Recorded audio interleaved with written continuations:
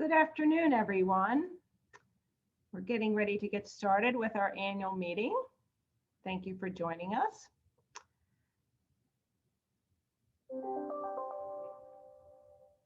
So, good afternoon. Welcome to Johns Hopkins Federal Credit Union's annual meeting. I am Lynn Regan, Chief Experience Officer for the credit union, and will be serving tonight as moderator. Thank you for joining us virtually. We are sorry we are not having our normal event, but in these times, adjustments must be made. We appreciate you taking the time to share some information about the credit union. I want to first recognize the team who organized this meeting, setting up the online registration, the links, and the Zoom format. I need to especially thank Raven Remline, who is hosting behind the scenes, as well as Debbie Johnson, Holly Scheck, Becky Wharton, Megan Fisher, Joe Fletcher, and Charlene Beaumont. They helped prepare for this event to ensure a smooth deployment in the virtual format. I want to mention some housekeeping items. To ensure no distractions or interruptions, the chat function is not available and all attendees are muted. You can see our panelists, the board and CEO and myself. Other videos are disabled. Those who are providing a report will be unmuted at the appropriate time. And as indicated on the initial slide, the meeting is being recorded. At this point, I would like to introduce the board of directors and president of the credit union. Our executive committee is composed of Sharon Kemp, chairperson, Lisa McKissick, vice chairperson, Mark Bailey, treasurer, and Fred Reiner, secretary. Other board members are Jim Allmiller, Douglas Brooks, Maxine Given, James Gerald, Lisa Moore, Derek Savage, and Carlos Tovar.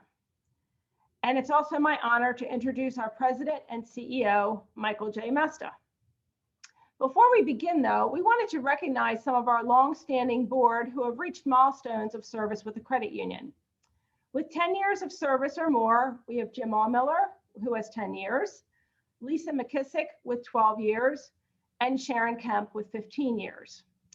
With 25 years of service or more, we have Derek Savage, who has 26 years, and with 40 years of service or more, Fred Reiner, who has put in 48 years of service after joining our board in 1972.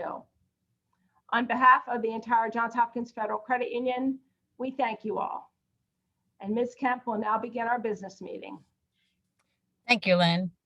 This past year has been one where we have all had to make adjustments personally, professionally, and it's resulted in challenges to overcome that often led to creating many positive outcomes, and you will hear of some that the credit union accomplished during this meeting.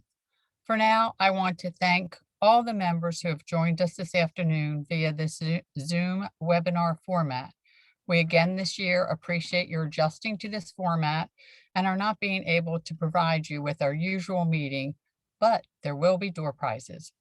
We'll provide you with an informative report on our 2020 progress, and we'll begin our meeting with our secretary, Fred Reiner, who will read the 2020 annual meeting minutes.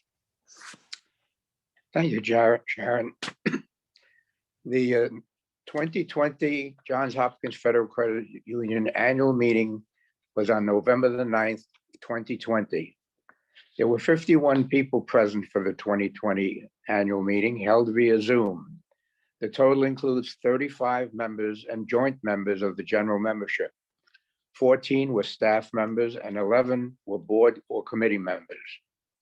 Lynn Regan, then the Senior Vice President of Marketing and Member Services, called the meeting to order at 4:03 p.m.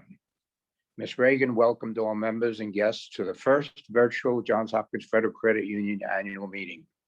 Ms. Reagan thanked everyone for attending today's meeting and amid the unforeseen circumstances which necessitated our switch to a virtual format. She thanked Raven Remline and Debbie Johnson, who are our facilitators for this Zoom webinar meeting, and Joe Fletcher and Megan Fisher of our IT department for their assistance. Ms. Reagan said, hopefully we will be able to return to our original format next year.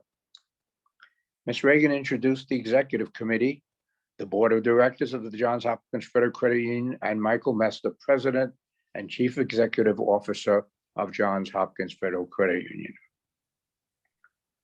At 4:06 p.m., Ms. Sharon Kemp officially opened the business section of the annual meeting. Ms. Kemp acknowledged a quorum was present for the meeting. Ms. Lisa McKissick, Board Vice Chair, read the minutes of last year's meeting for Fred Reiner, Secretary, who had technical issues connecting to the meeting initially. She asked if there were any corrections to the minutes, and there being no correction, Ms. McKissick asked for a motion to approve the minutes, which were unanimously approved as written. Ms. Kemp said the financial health of the credit union was very good.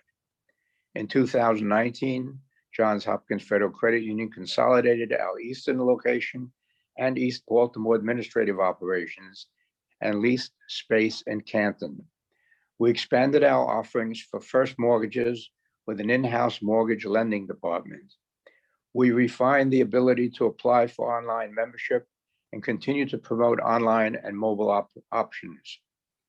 Our Johns Hopkins Federal Credit Union Advocacy Committee implemented a separate student advisory council in addition to our member advisory council in 2019. In 2019, the Johns Hopkins Federal Union employees developed and implemented a service standards to which all Johns Hopkins Federal Credit Union employees are held. They are support, educate, respect, value, improve, communicate, and empower. And the initials of all those terms makes up the word service. Ms. Kemp stated in closing, Johns Hopkins Federal Credit Union continues to be in a strong financial position despite recent and expected challenges. She thanked the board of directors, management, and staff for their outstanding service. She also thanked our members for the opportunity to serve them. Ms. Kemp introduced Mr. James Jarrow, who gave the report on the Supervisory Committee. Mr. Jarrow's report was that he thanked Ms. Kemp and said it was an honor to represent JHFCU members in the role of Supervisory Committee Chair. He described the role of the Supervisory Committee, whose responsibility is to ensure proper internal control and investigating member complaints. The auditing firm of Rowles & Company, LLC, was retained to conduct a comprehensive audit where Johns Hopkins Federal Credit Union received an unmodified opinion, which is good, meaning that no changes were required. A complete copy of the audit will be available for viewing at our East Baltimore branch. The Supervisory Committee also works to ensure management practices and procedures are effectively safeguarding the assets of our members. This is achieved in several ways, including periodically reviewing new, dormant, and closed accounts, attending meetings of our board of directors, staying abreast of current developments, and working with management to develop an internal auditing department. Mr. Jarrow stated we also have initiated a robust internal audit by retaining the firm RKL, who has performed risk assessments and routinely performs audits for credit union functions and processes and found no significant weaknesses. In closing, Mr. Jarrow thanked everyone. Ms. Kemp then introduced Mr. Derek Savage, Chair of the Nominating Committee, who will present the candidates for the positions of Board of Directors. Mr. Savage said it is the duty of the Nominating Committee to interview, select, and nominate candidates who have agreed to serve in positions on the Johns Hopkins Federal Credit Union Board of Directors. Candidates are nominated for a term of 3 years, with the Nominating Committee recommending a replacement for any vacancy that occurs for an unexpired term. This year, we have 4 nominees whose terms are expiring: Carlos Tobar, Mark Bailey, Sharon Kemp, and Lisa Moore. These 4 nominees have demonstrated that they will continue to provide a level of dedication and service to the board and to the membership in the coming years. Upon motion duly made and seconded, the 4 candidates nominated to fill the terms for the Johns Hopkins Federal Credit Union Board of Directors were elected by a 98% affirmative vote. After the meeting, we were informed by a member who inadvertently had clicked no instead of yes, and their vote was cast. They could not change their vote upon casting it, but wanted to inform the Johns Hopkins Federal Credit Union of the error. There being no new business, Ms. Kemp officially closed the business portion of the Johns Hopkins Federal Credit Union annual meeting at 4:23 p.m. And now, with the conclusion of the minutes, I turn this meeting back to Ms. Kemp.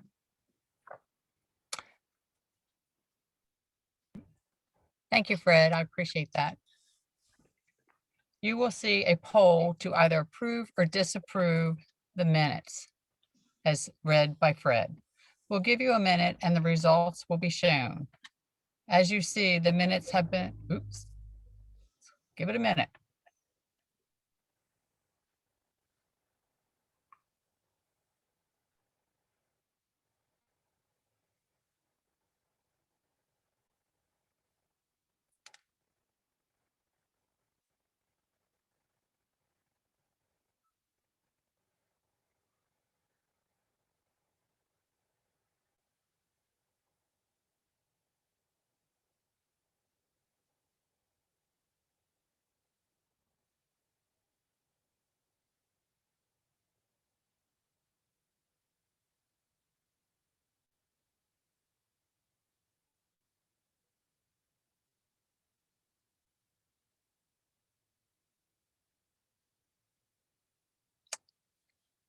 Okay, great.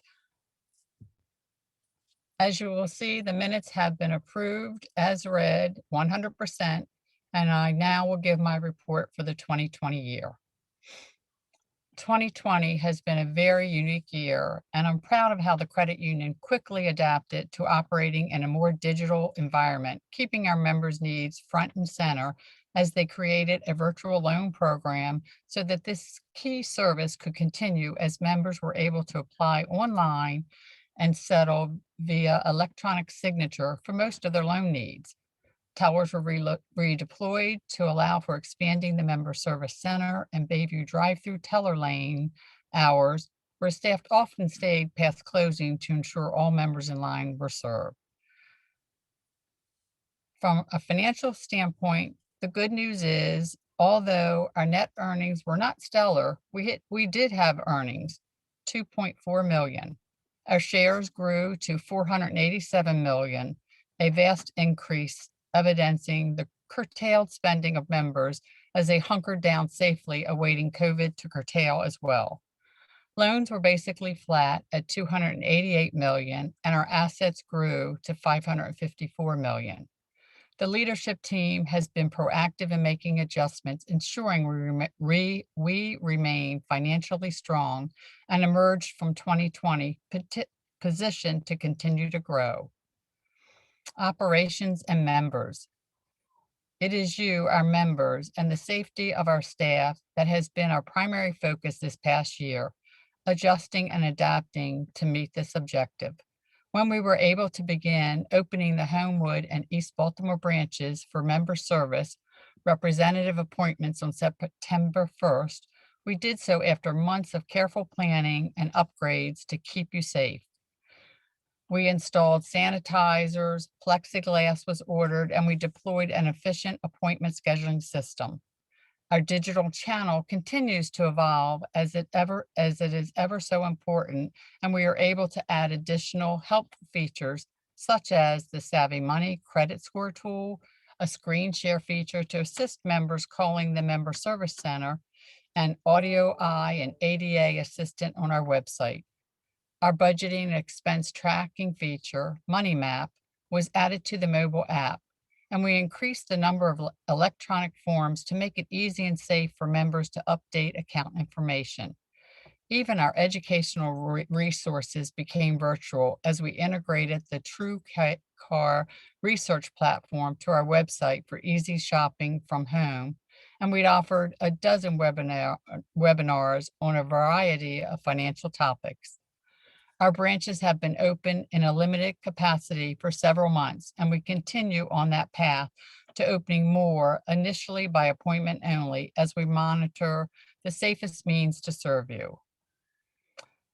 On the people front, ultimately, it is the staff that is the heart of any organization, and the staff of the credit union continue to step up not only to serve our members, but also the community we serve.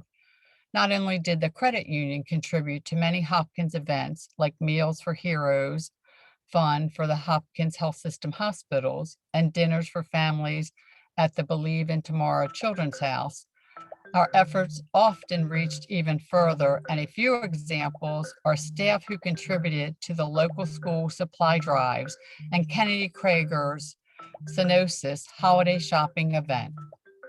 So in conclusion, despite the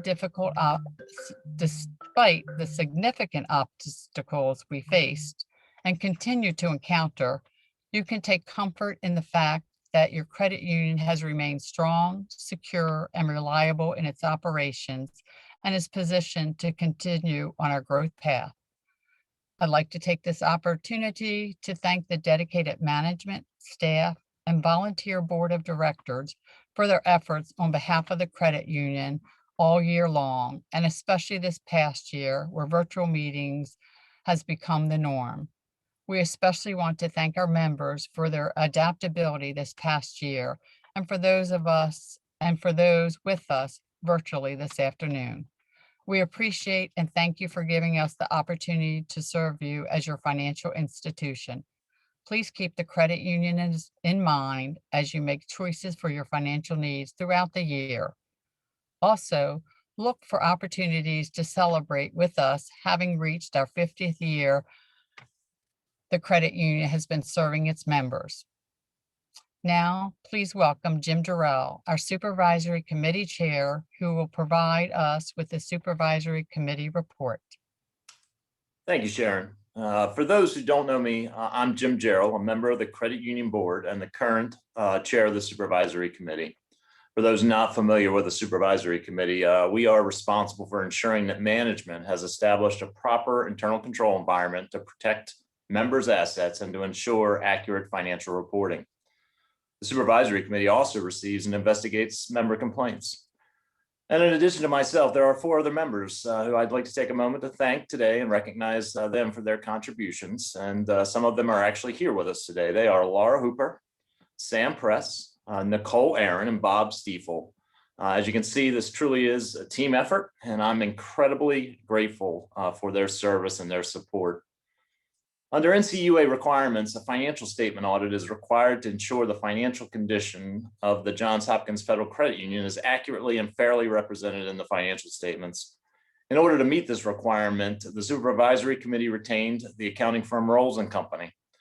For 2020, Rolls issued an unmodified opinion on the financial statements with no significant deficiencies or material weaknesses.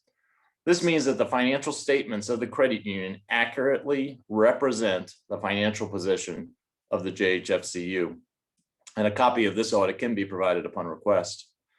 In addition to the external audit, we also have developed a robust internal audit program, and we have hired the professional services firm RKL to help us in performing this, and this helps ensure independence from our external audit Rolls & Company. Each year, RKL performs a risk assessment of the credit union and establishes an audit plan for review. In 2020, they reviewed areas such as investments, finance and accounting, electronic banking, branch operations, and during the course of their work, they identified no significant deficiencies or material weaknesses. They've also now developed a detailed internal audit plan for 2021, which includes areas such as loan servicing and collections, residential and consumer lending, human resources and payroll, electronic banking once again, as well as member services. In addition to the internal and external audits, the Supervisory Committee routinely performs procedures over certain areas such as member accounts and bank account reconciliations. And through those efforts, we noted no major issues in 2020 or to date in 2021 related to these procedures. So with that, I'll stop and just thank you all for being members of this great organization. And certainly please let us know if there's any way we can better serve you. And at this point, we'll pass it over to Derek Savage to provide the report of the Nominating Committee. Derek?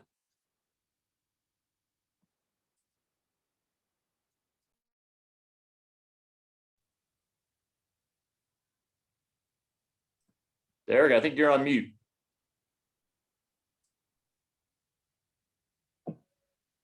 Thank you, Jim. It's the duty and responsibility of the nominating committee to evaluate and make recommendations to the membership of individuals to be appointed to the board of directors. We have this year 4 individuals who are being nominated, all for reappointment to the board. They are Doug Brooks, who joined the board in 2019 and is nominated for a 3-year term, a full 3-year term. That's our standard term. Fred Reiner, who, as you heard earlier, has been a member of the board since shortly after the credit union was created. He is nominated for a 3-year term. Maxine Gibbons is nominated for a 1-year term. She is filling the term of a person who resigned from the board. And so she will conclude that 1-year term that was remaining on that individual's term. So, and finally, Lisa McKissick, who has been a board member for 12 years, she will also be recommended for a 3-year term. We therefore ask you, Sharon, to conduct the election. Thank you, Derek. As with the minutes, a poll to either approve or disapprove the nominees presented by Derek will appear. We'll give you a minute and the results will be shown.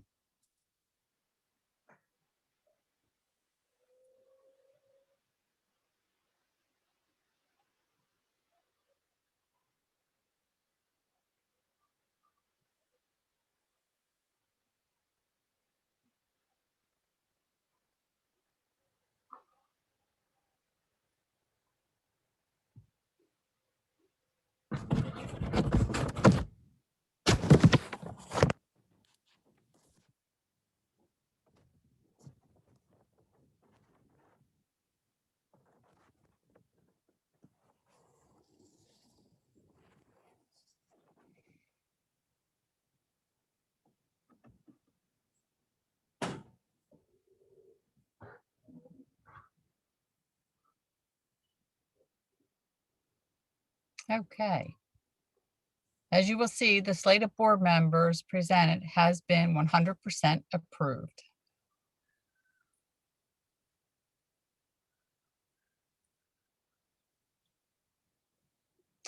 Okay.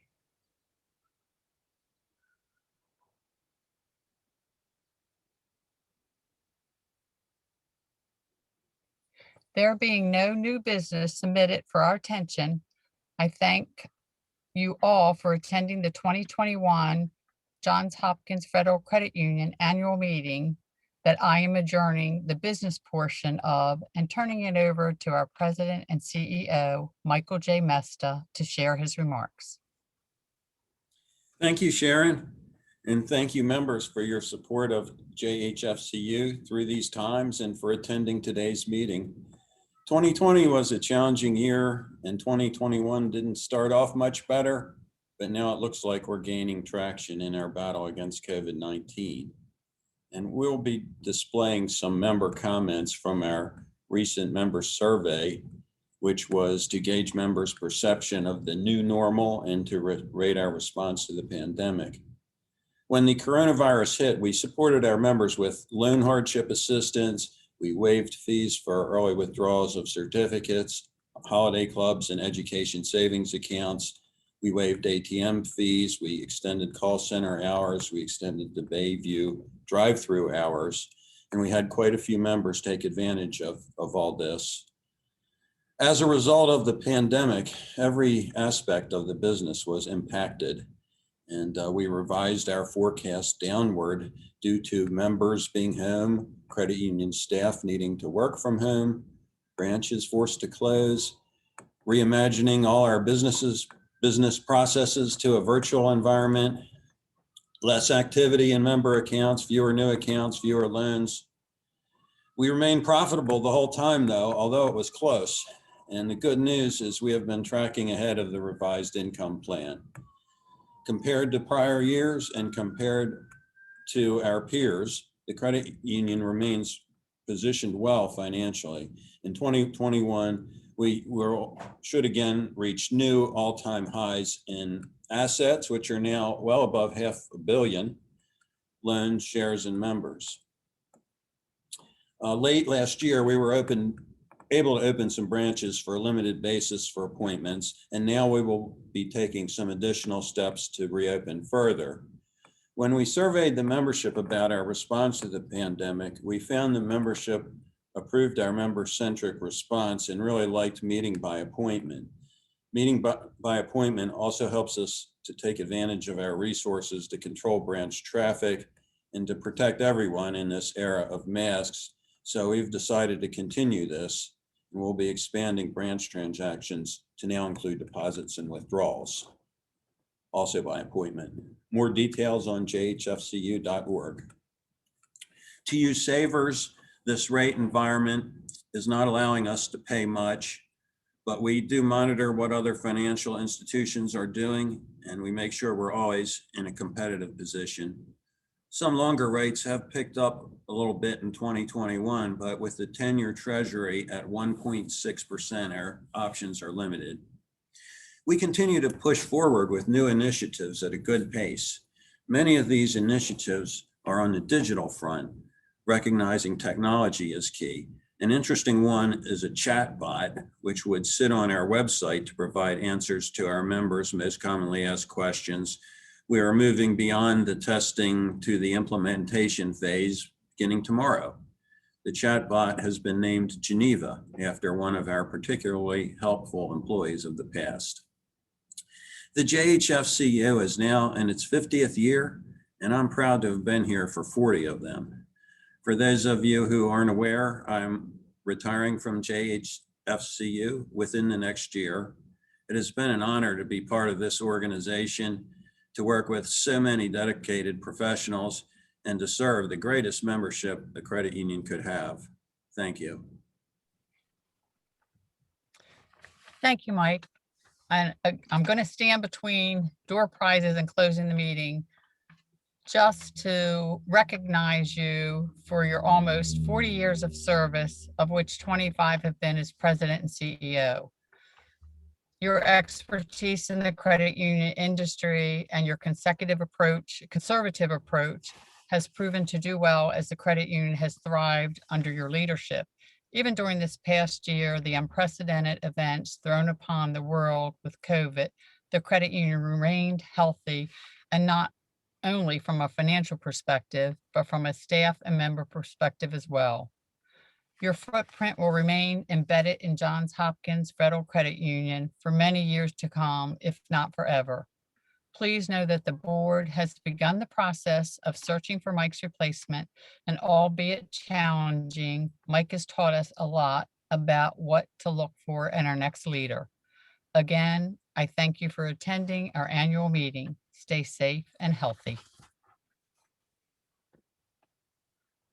Thank you, Sharon. And now we're going to wrap up. We are going to stop recording the meeting at this time. And